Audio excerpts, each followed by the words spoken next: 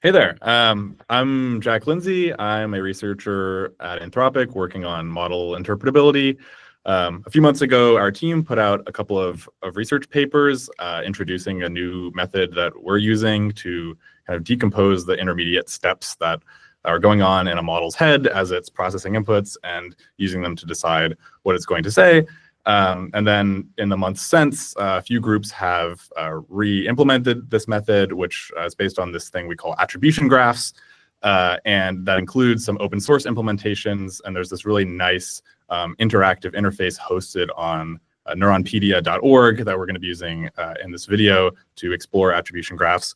So yeah, we're just going to dive into some examples of like trying to interpret models through the lens of these graphs, what that's like. There's kind of an art and a science to it. And I think everyone on this video has spent a lot of time thinking about interpretability, but we have kind of varying degrees of experience with attribution graphs specifically. So hopefully that will produce some good discussions.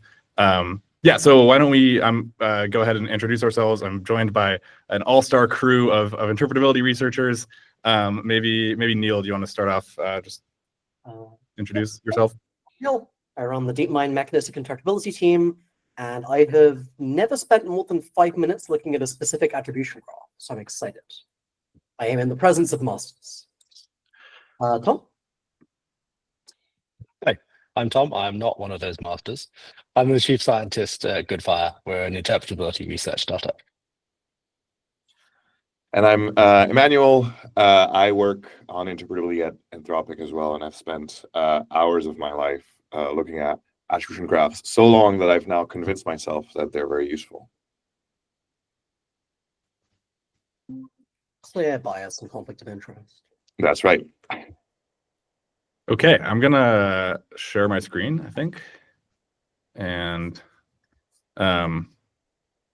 yeah, so here's an attribution graph on Neuronpedia. Maybe we should just start by like saying what some of these things are.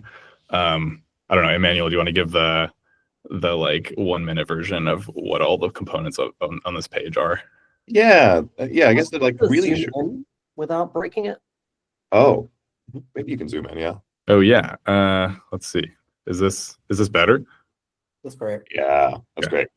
I guess the main thing to know is that there's two axes. At the bottom there's a prompt, and so these are all of the words in the prompt, which I think picked kind of a long one. Maybe I'll go to a shorter one so it's clearer. But yeah, perfect. Yeah. So at the bottom you have here human, name, one paper written by Andrei Karpathy. And then answer. And so over each of these tokens are little circles and little squares as well as diamonds. So there are basically three types of things going on. The squares at the bottom represent the embeddings of the given token. The squares at the top represent the prediction of the model. And then everything in the middle is either a feature or a reconstruction error. And so features here, in this example, this is on Haiku. So they were extracted using CLT, a cross-layer transcoder, which is a specific way of replacing the MLP layers in the model. And then we also have Gemma 2 2B. The features there are per-layer transcoders. The difference is maybe not super important for the purpose of looking at these graphs, although we might see more repeated concepts in the per-layer transcoder versions. We'll see. And then I guess Jack is hovering over the feature visualizations. Like each feature. Maybe if I could just interject in my role as the person who has no idea what's going on. Yes. How about I try repeating that back, and you can correct all the things I'm confused about. Perfect. All right. So we have some sentence here, like fact: the capital of the state containing Dallas is. And we want to understand, why does the model say whatever it says next? And at the top, in this kind of somewhat difficult to read thing, we've got different outputs like Austin, I think Oklahoma, San, and I guess maybe the model thinks it's San Francisco or something. Yeah.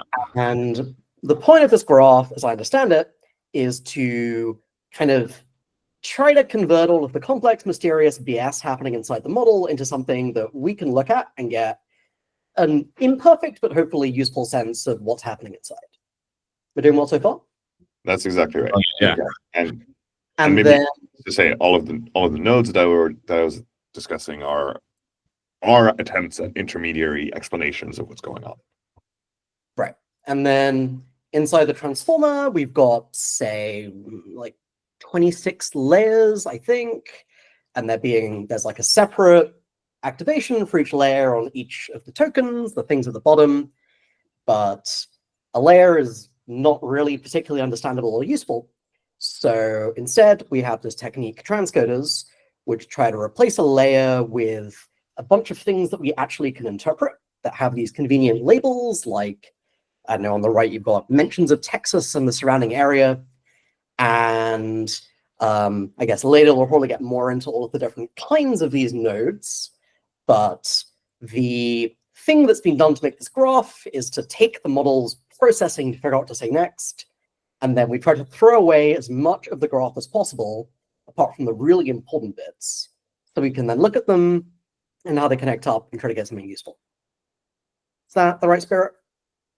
That's exactly the right spirit. Yeah. And maybe the next thing to get into, I guess, is what exactly each of these nodes means. So yeah, they're features, they're transcoder features. But then we need a way of understanding like what each of these concepts that is represented inside a model layer means. And I guess our kind of tool for doing that is this sort of interface down here. So when I'm clicked on one of these nodes, I'm getting this like visualization of information about a feature, and that's telling me like this is kind of like the classic feature visualization strategy. We're looking at data set examples and a big data set that caused this feature to be active. And in this one, we see that like, and sorry, the other thing we get, sorry, I'm having a bit of trouble scrolling around this. All right, there we go. So we get two pieces of information about a feature. One is the data set examples that caused it to activate. And we can kind of see in this one that like all of the data set examples are mentioning something related to Texas. And then also we get information about what like tokens that it causes the model to say. And often this is really helpful to us because the model, this is like the logit lens, and it's telling us often it's the case that like the word that the feature is voting for the model to say is very closely related to kind of its meaning. So this one seems like a Texas feature. And yeah, just to spell out from a more zoomed out perspective what exactly we're doing here, you can kind of think of a feature as just a number in the model, where just on every token of the input, or like every word, the number has some value. It's 0 almost all of the time, because this one, which is like, geographic place names related to Texas, very few things are geographic place names related to Texas. But the way transcoders work, we don't tell it what concept to learn. Instead, it just tells us, oh, here's a magic number that probably means something useful, maybe. And we have to figure out what it means. And so the standard thing to do is we just run it across a ton of data, and then we just look at the particular words with the big values. And that's the list we have here. And then we stare at it and hope there's a pattern, or we get an LLM to stare at it because we're lazy and tell the LLM to come up with a pattern for us, which is where the geographic place names near Texas came from. Yep, yeah, all these labels are, these ones are all LLM generated by looking at these data set examples and these logit effects. Are there any other basic kind of what the heck is going on here on this screen questions to go over, or should we start getting into a graph? I mean, I think guess maybe maybe just one thing to say is that you'll see this last type of node that we didn't discuss, which is this ERR MLP is. So the fourth node on the input feature list, these are errors. And so sometimes transcoders don't capture everything that's going on at a given layer. And so this node here just represents basically, the residual like essentially explain, like essentially it's what we do not know. And so sometimes when we try to explain a given behavior for the model, we'll end up, at one of these error nodes, and then this sort of like is a sign that actually we're not quite sure what's going on here. Yeah, We and should just probably talk a bit about the edges in this graph as well, right? We talked a lot about the nodes. So maybe it's time to talk about how they get connected. Like, why are there all these lines from this purple circle to all these other circles, diamonds or whatever? Yeah, I can take a really quick stab. Please feel free to jump in, which is just right. So all of these nodes, there's a bunch of them in the model. The model is thinking about a bunch of things at all times. And the question that we're trying to answer is like, which one of these are important? And the way that we answer this is that we try to connect each of these nodes. And the way that we connect them is that we compute linear attributions back from one node to the prior ones, essentially measuring, it's our attempt at measuring the like effect of, nudging one of these nodes on all of the downstream nodes or upstream nodes. And we do this for every single node that's active here. And then we have all of these edges that come from just these little linear effects. And then the graph that you're actually seeing has many more edges that we've hidden because most of those are not important. So these are like the most important effects on a feature or from a feature on other features. So I take two nodes and I like draw an edge between them if changing one feature is going to seriously change another feature. And so I have this big graph, and this tells me how each feature relates to each other feature. And then in turn, how this feature relates to another feature. And then it all ends up connecting to one or more of the output logics. Yeah, and basically, then gives me this huge graph, which is too big. And then I say like, well, I'm going to get rid of all of the edges which are below X. Right? This is the graph pruning step. Do the Is that edges get darker if they're important? so you shouldn't pay too much attention to the colors over here. I don't think these are meaningful. The edges are being shown in a couple different ways. So right now I've clicked on a feature and I'm seeing here a list of its strongest input features, like the strongest incoming edges. And like this is like a geographic place names near Texas feature. Its strongest input is from another Texas feature, which is often something we see, kind of two almost redundant seeming features activating each other. It also gets input from straight from the embedding of the Dallas token, which makes sense, and then a bunch of other Texas related stuff, and then some error nodes that happen to be active over the is token. So yeah, this is like probably the most useful way of kind of tracing the edges of a graph is to like look at this pane because it's telling you what are the strongest inputs. Then something we'll be able to do is we'll be able to like produce. I've flipped to a different graph now, so these are all different features. But we'll be able to like construct interactively through this interface a kind of sub circuit that's of interest to us, where we like highlight the features we think are important, and then in this interface, the darkness of the edges indicates the strength. So this is a sort of manual step that we've done on top of the graph. We've gone like, I think all these features, like they are separate features, but we think that they should be kind of grouped together. Exactly. Yeah. So we can maybe go through that exercise together because I was hoping to do that. It's kind of interesting. Yeah. So just from a kind of high level, like what is the point of all this? The way I'm currently thinking about it is this is kind of a tool, but sometimes will be wildly inaccurate or missing the important things, but sometimes will let me generate the correct hypothesis about what's going on. And if I really want to make sure I'm right, I can go test it via methods like this or totally different things. But we're kind of not making the claim that it's definitely always totally legit, just that it's useful. Is that how you think about it?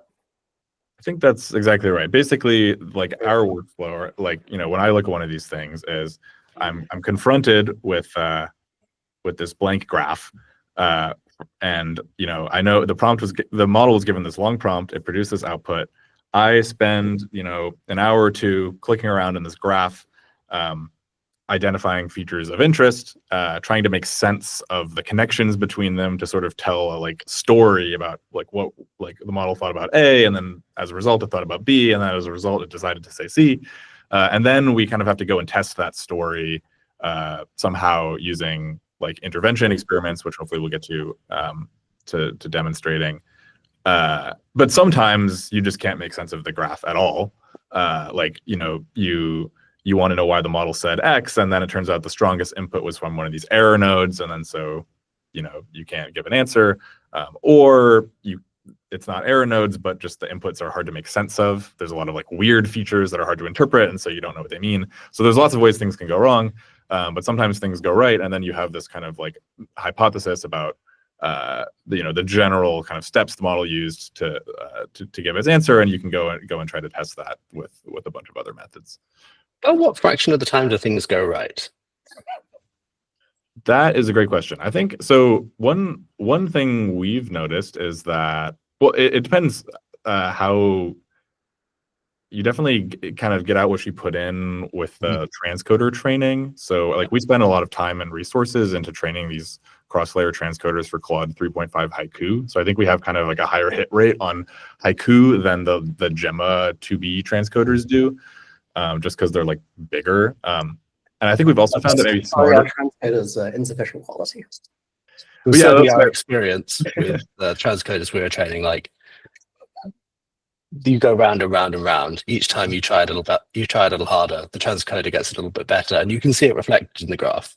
But like after doing that exercise, but the loop here is very long, right? Because you have to train the transcoder, and then you look at the graph and you're like, I don't think this transcoder is good enough. Let's do another one. Yeah, I think so. So I think for like where we are with these kind of Haiku graphs, it's a bit hard to put a number on it, but I would because there's some kinds of prompts that are just like if the prompt is too long, it's hard to make sense of because the graph is like, you know, it goes way off the screen. But for anything that's kind of like of this length or lower, I'd say we've got kind of a 25% shot with our current methods of like getting a decent sense of what's going on inside. And I think like there are some improvements we can make that hopefully will get that number up in the future, but that's probably where we are right now.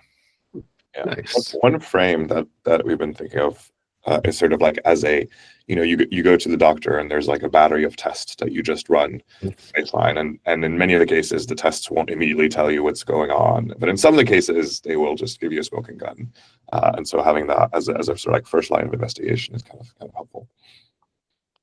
I really want to get into clicking on the graph in a minute, but I want to ask one more thing. And Go for it. How good is Claude at doing the clicking? Like, if we were to drop off the call and Claude were to take over, More importantly, How how does Gemini do the click? we also have merchandise.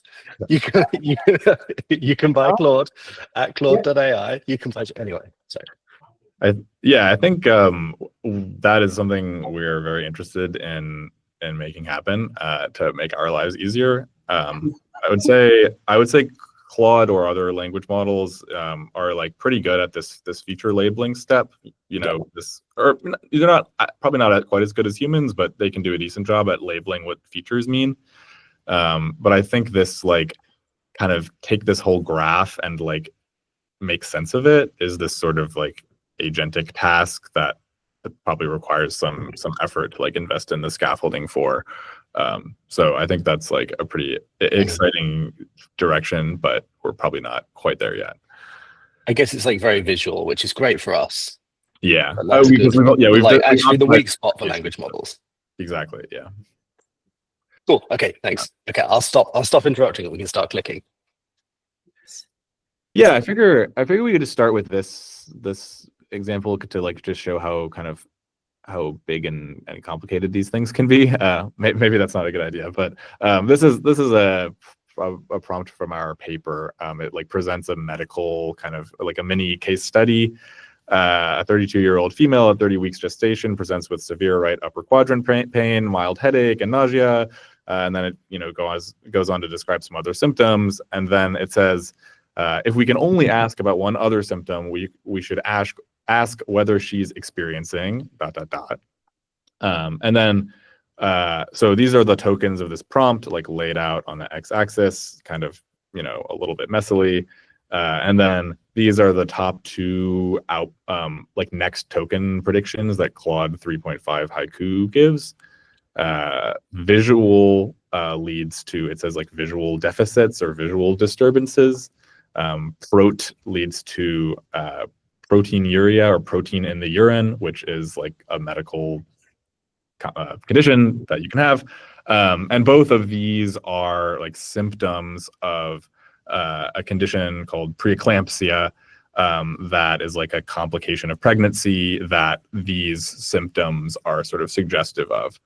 So what we were curious is like whether you can kind of see in Claude 3.5 Haiku's head that it's thinking about the preeclampsia diagnosis and then like uses that to like come up with these follow-up questions about symptoms. So just to spell out why this is an interesting example,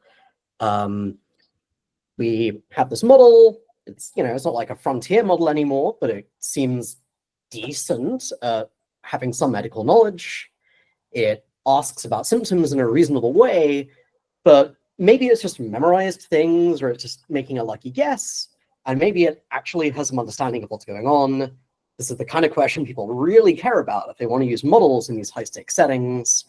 And this is like a tentative proof of concept that we can learn something and that there is something interesting happening here. Yeah, and let's see what. Yeah, I mean, there's a lot of possibilities of what the model could be doing here. It could have memorized this specific case study.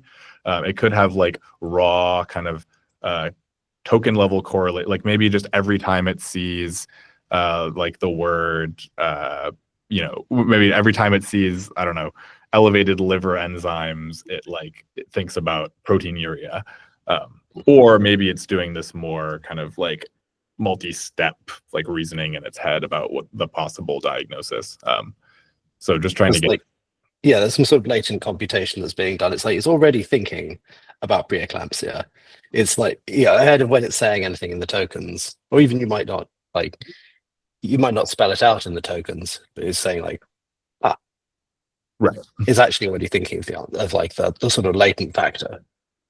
And you've deliberately given it this pretty difficult task where you're not letting it say, what condition could it be? Maybe it's preeclampsia. If it's preeclampsia, what are the symptoms I should ask about? If you're just make it do all of it in its head. Right. Yeah, we've kind of constructed this prompt to like force it to do a lot in its head. So we're starting at the output, right? It's just like let's pick if one wishes to circuit trace, do you generally start at the output? Exactly. We generally start at the output. So we're saying like the model had a 0.235% chance of saying prot, the token prot. Why did it do that? And then we go looking at the top strongest inputs. And boom, right off the bat, we've got this one, which if you look down at the like beta set examples, seems pretty clearly to be like predicting, you know, it like comes right before the model's about to say proteinuria. So it seems like pretty specific to this condition. So that's these because these are haiku, they don't have labels associated with them. That's right. Yeah. Sorry, in Neuronpedia we don't have the LLM generated labels in for the haiku graphs. But what we can do, so what we can command click on this feature. It's going to appear down here, and then I believe I can label it. Yes. Yeah. And then I can say proteinuria, if I can type, and now it's labeled. So this is like say prot. Yeah, that's actually it's actually like a say prot. Right. That's actually say protein. Like, yeah, because it kind of activates right before you would want to say that word. Yeah, but in the context of that disease, it seems like, or a related medical context. Right. And it seems to be specifically about reduce. We could get into this for ages, so actually maybe we should just move on. It's often for reduce. Sometimes it's other things. But yeah, there's a lot of So what we'll see, if I click back on the output node and then look at the other inputs, there's a lot of other proteinuria related features. So this one is activating kind of in contexts that are talking about excess protein in the urine. This one is kind of similar to the first one, and actually, okay, that looks like that's all we're getting right now. Everything else has been pruned out. But yeah, there's like a few different features that are kind of like getting at different proteinuria in different contexts or different aspects of it. And so then the thing that we often do, to make our lives easier is we group these all together, and we'll just call this like proteinuria, recognizing that we are losing a lot of information about the specifics of what these features mean. But so we're making we've got an abstraction, a sort of somewhat leaky abstraction that we've stacked on top of another somewhat leaky abstraction, but hopefully not too much is being leaked. That's the hope, yeah. Yes. And there's something kind of interesting where these are on the token simped, I think. Yeah, so on this, exactly. If we can only ask about one other simped. Right. And then if you look at these things, it looks like they're kind of boosting the token prot and things like that. But I guess right now that's useless because the next token's obviously simped, but the model's thinking about them anyway. Yeah, this is something that you see a lot with a model is kind of feels like it's thinking about saying a word like before it actually has to say the word.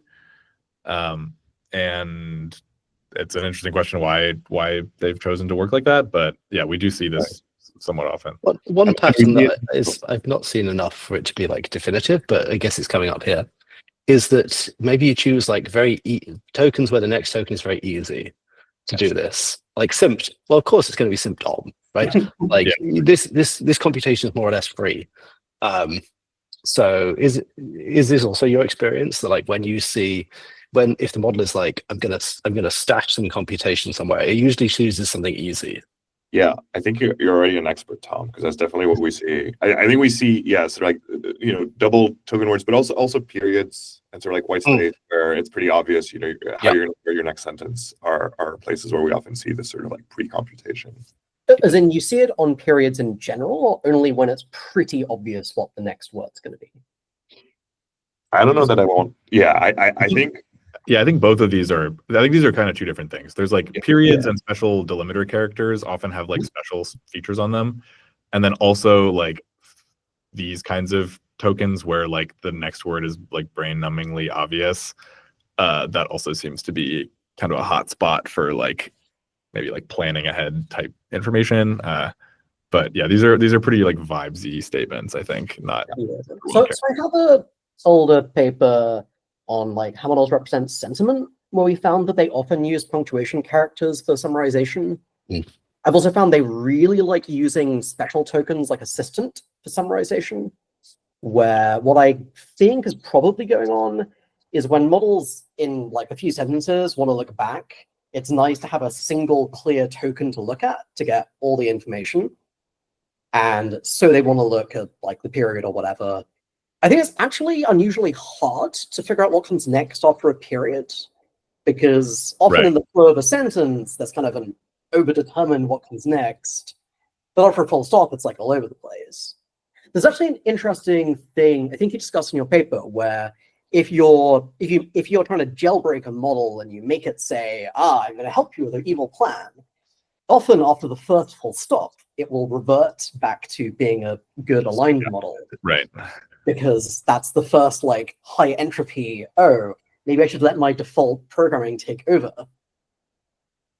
Yeah, that's exactly right. Yeah. And then maybe, I'm wondering, spell out the Sim thing. For people who have not said Guts or Transformers, a weird thing about them is that they are forced to spend the same amount of computation on every token, whether easy or hard. And so they have all of this spare thinking power on simped, where obviously OM is going to come next. And so we were hypothesizing that it's using that for like things that will be useful later on, because it's kind of wasted otherwise. Yeah. But I think that's more speculative. Yeah. Can we carry on tracing? I'm excited to get to the next step of this. So let's click on one of these proteinuria features. Often you'll find that things like this, where like proteinuria feature 1, just its strongest input is from another proteinuria feature. So you kind of just like click on that and skip that step because it's not interesting what's going on. And then, okay, we can keep going back. And I think so like this is an interesting feature, as is this. Like let's dig into what these are representing. And if you I kind have of no idea what you just saw. say again. I have no idea what made you say Yeah, that. yeah, great. Let's find out. okay, so I was here, right? I was Mhm. looking at this input, which was just it's the strongest. So first of all, the first thing that I mention is that this top strongest input is an error node. Mhm. So we're missing some stuff here for sure. Let's just like bravely venture forth and see what we can find, despite all the errors. Our next strongest input is this feature. It's like activating on seemingly like a bunch of different kinds of symptoms. Cerebrovascular hemorrhage, return This is features. list. Is it list delimiters? Like max activating is list delimiters in medical context. Well, I so see that's maternal a lot. you're halfway there. Yeah. So there's a lot of maternal, and then if you kind of like, well, if you're a doctor, which I'm not, but maybe you look at this and you realize that these are all actually common symptoms of preeclampsia. And then because you start to notice that in a lot of these data set examples, it's coming shortly after mentioning preeclampsia. Maybe, yeah, this is cut off, but this just said preeclampsia is known to cause immediate maternal death. This is talking about preeclampsia affect such and such a percent of all pregnancies. This one also says the same thing. And once you kind of like, yeah, there's another preeclampsia at the beginning being cut off. So once you kind of catch on to the pattern here that all these contexts have something to do with preeclampsia, then once you're kind of a believer, we could like click on, I forget how, do you remember, Emmanuel, how to click on the more example, the full examples? Scroll up in your view, and then I thought that you could pop. Oh, we probably don't have these for the haiku. Oh, right. Because you'd have to have model access, and I guess Neuronpedia does not. Yeah, but okay, you can kind of like start to believe that all of these contexts are mentioning. That makes me what I was going to ask is like now you've got this hypothesis, which is sort of it's a little bit in jeopardy, right? But how do you really push it at risk? Yeah, so one thing you do is you have access to these full data set examples, and then you notice that in all the ones that don't, where you can't see the word preeclampsia here, you see it kind of earlier on in the context in many of them. The other thing you do is you look up all these symptoms on Google, and you discover that there are like kind of canonical symptoms of this particular condition. Like what we'll find is, so like here's a kind of the other thing we do is like that our interpretations of features kind of like they sort of help each other out. So we'll notice like if we go from this feature and try to click on its top input, we get to this one. And then if we look at this one, what are we finding? We're finding more mention of preeclampsia. We're finding more descriptions of the same kind of cluster of symptoms, and often in the context of like having discussed preeclampsia recently in the context. And so like it seems like when these features are active, it's like here's the only true cure for preeclampsia is, it feels like it's in context where the concept of this condition is especially relevant, whether it's because it's been explicitly mentioned or because of this like cluster of symptoms having been mentioned that's evocative of it. But to your question, this is like where this kind of interpretation process is like as much an art as a science, is that you kind of it is sort of a squishy claim to like just like stare at this screen and then do the thing I'm about to do, which is I'm going to group these two features together and label them preeclampsia. There's like a bit of leap of faith there. Yeah, my instinct would have been to kind of just start typing text into the model and do things like remove the word preeclampsia and see if the thing stops activating, or change them for some other similar symptoms and things like that. Is that something you do? Yeah. So the second thing is something we've tried at least, and that's exactly the right instinct. Is like give another case study with like a bunch of similar words, but that doesn't suggest preeclampsia, and then see if the preeclampsia feature isn't active, and that gives more credence to this hypothesis. Ablating single tokens from the examples is a bit tricky, just because like often there's so much context that even if you ablate like the preeclampsia token, it kind of isn't enough to make the model stop thinking about it. Gotcha. Yeah, what I was Because imagining was I just start writing out a kind of short snippet about preeclampsia symptoms. Yeah. And then I see what I can do to make it stop lighting up. Yeah,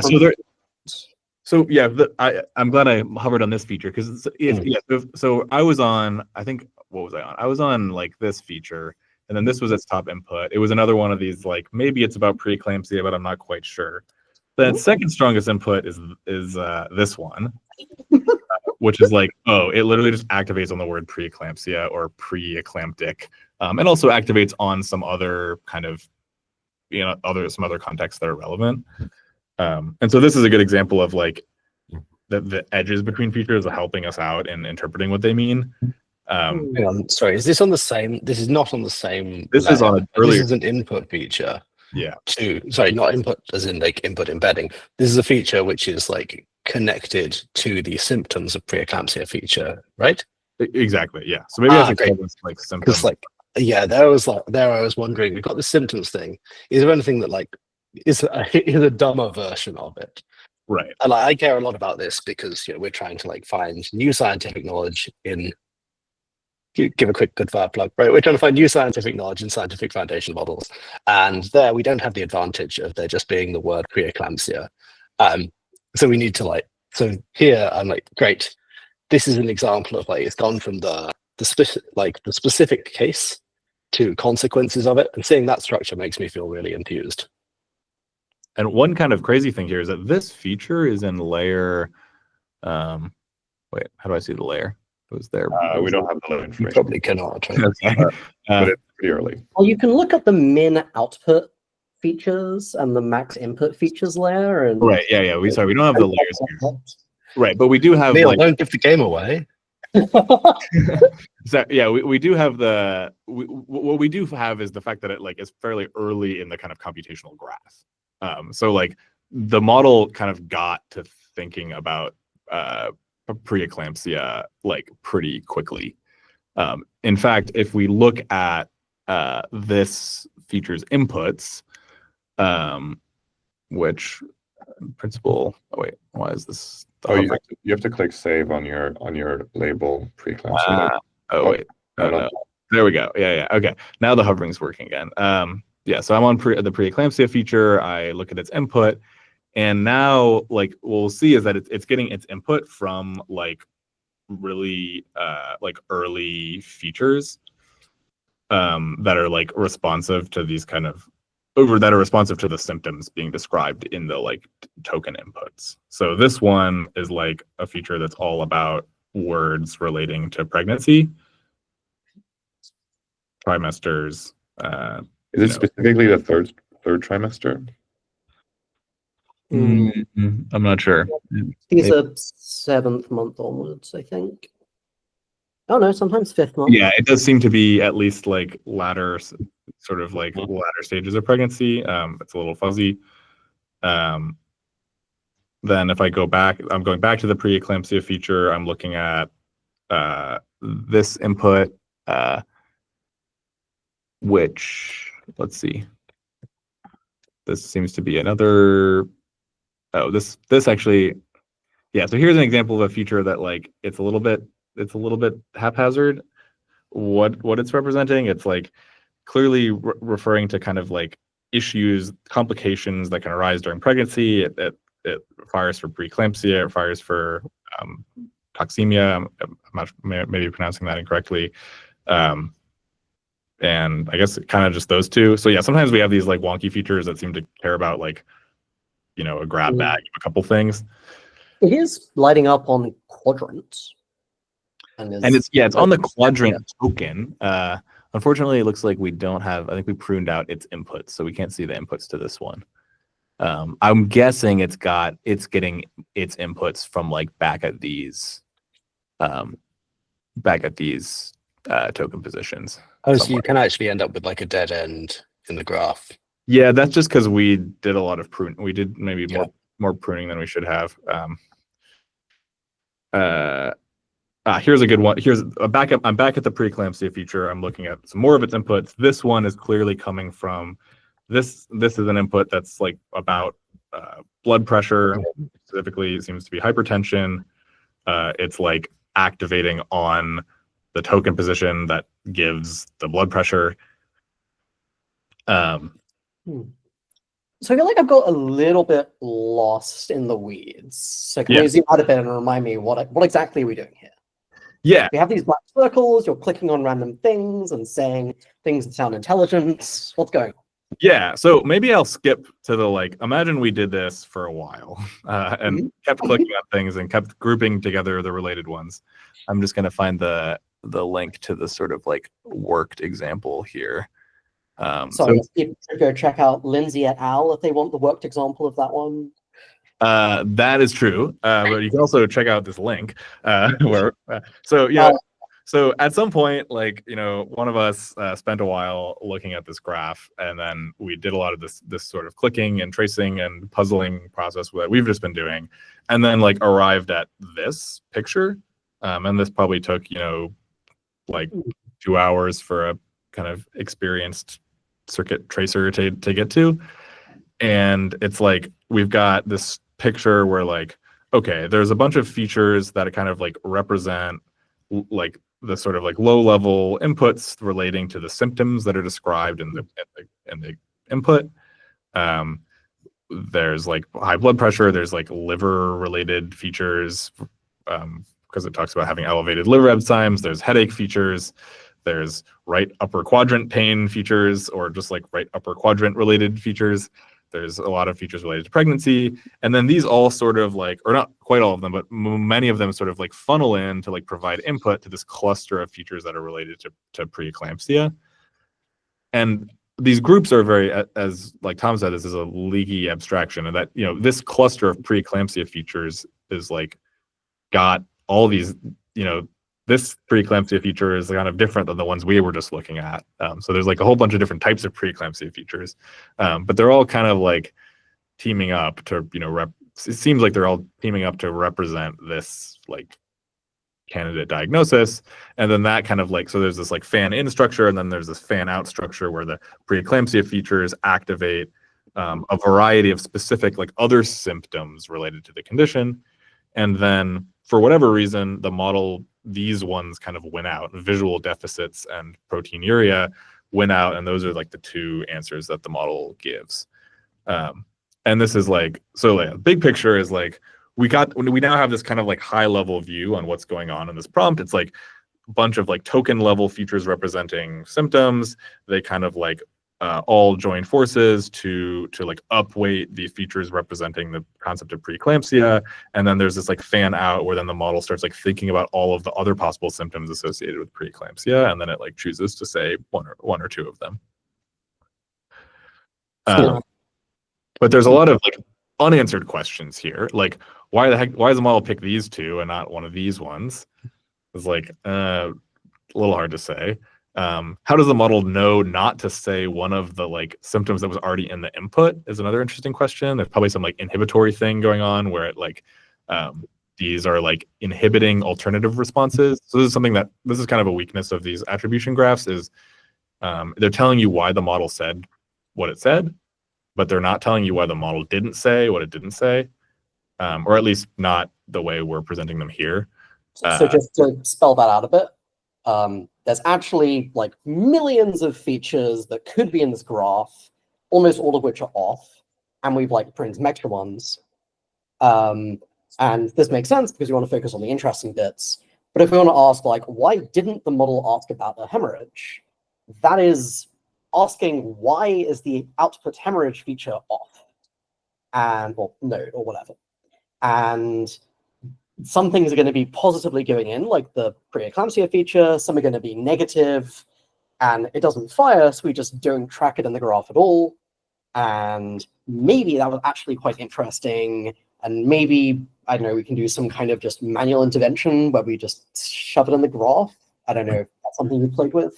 Right. Yeah. And there are cases where like we have like there was one example from our paper where there's like if you ask a question about a person who like who's not famous, there's these like features that seem to like respond to like unknown names that activate. And then there's this question of like, well, why aren't these features active when you ask about someone who is famous? And then like what we did is we kind of went looking in a different prompt when you ask about a famous person like Michael Jordan. We went looking for like inhibitory negative connections onto those unknown name features that we had identified from the first prompt. But we kind of only knew to do that because we had found them in that other prompt. So often, like if you have kind of a hypothesis of like, I think this feature is like inhibited in this prompt, but it's like normally active, but something in this prompt is like turning it off, then you can go and like check for that explicitly. But if you kind of don't know what you're looking for in advance, it can be hard to find those cases. So a lot of the scientific work is happening outside of the context of the attribution graph. Like you have to know to come, like you can't discover the unknown names features easily by clicking around in sort of randomly selected attribution graphs. You have to take that context over too. We did find them actually, but with an attribution graph, you just need a pair of attributes. Oh yes, sorry. Yeah, I phrased it badly. Yes. Right. Yeah. You need to like take hypotheses from some other context. It's not like a sort of machine for scientific discovery. Right. You have to. Someone has to like drive the machine. Or an LLM. Yeah. Someone. I think that's exactly So the analogy we kind of use to death is this idea of a microscope. Like it's like making one of these attribution graphs is like, you're looking through a microscope at like a particular prompt and you spend some time analyzing it. But that's usually not the end of the story. Usually, like to learn something about the model, you typically have to make several of these. You got to do often at least two, but often many more, and kind of get a sense of like, do the graphs for this family of prompts all look similar? Like, is there common structure for prompts of form X? Where are the differences, et cetera? And there was a sort of funny moment last year where it seemed like, interpretability is when you train the sparse autoencoder. And I think anyone actually does it like professionally, like as a main activity. It's like, no, interpretability is what happens after you train the sparse autoencoder. One of my many vendettas is that if we used a different word for the many concept vendettas and for the piece of the sparse autoencoder, people would be less confused about this. I'm looking forward to the My Many Vendettas blog post by Neel. My Many Vendettas, one of 7. One day. So I'm noticing that we have just a few minutes left in our like allotted time slot here. I do wonder if it's actually worth having a part 2 of this video where we like do, I don't know, one more example and play with steering. If people are interested. Yeah, you could get one of us. If one of us drove, then like one of us drove from a kind of blank slate. That might be quite good for getting people who are not experienced tracers of circuits into the circuit tracing game, because as it is, like you sort of knew the answer, right? And I will not know the answer. Yeah, I think that would be great. So maybe, I don't know, Emmanuel, are you down? Yeah, let's do a second session. One of you can drive. I can advise or help. Awesome. And yeah, I guess as a concluding note before I turn off the recording, people can just go and play with this themselves on neuronpedia.org. It is glorious, and we will have links in the description. You can just trace things. Exactly. And yeah, thanks so much. This is super interesting. Awesome.